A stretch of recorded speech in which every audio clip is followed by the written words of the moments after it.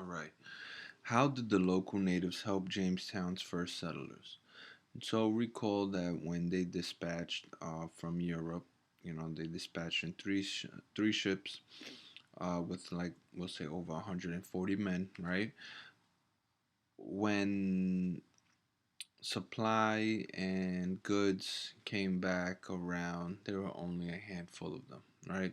So this is why Jamestown settlers were kind of forced in a position to accept assistance from the natives, right?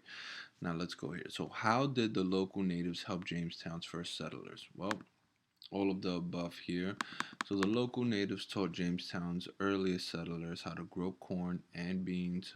Uh, Local natives taught the early settlers how to build canoes.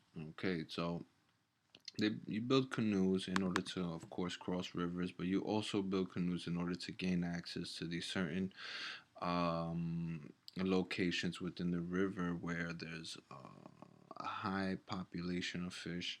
Okay, and then agricultural opportunities were limited, right? So recall that these are Europeans, they're used to growing grain, they're used to growing grapes, right?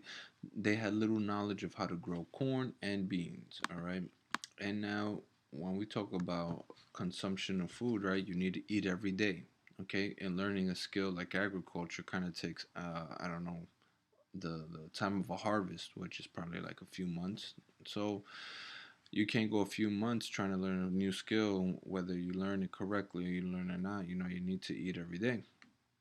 And so this was another factor why only 40 individuals survived when supplying goods reached back in Jamestown. Remember, recall they left with 140 men, only 40 survived. And then you also had other diseases that European immune systems were not immune to. They were very vulnerable to diseases such as malaria. That's the key one at the moment, right? So one thing to understand here is that the local natives did teach the early settlers in Jamestown the means of survival. Okay, without the help of the local natives, they would have not been able to survive.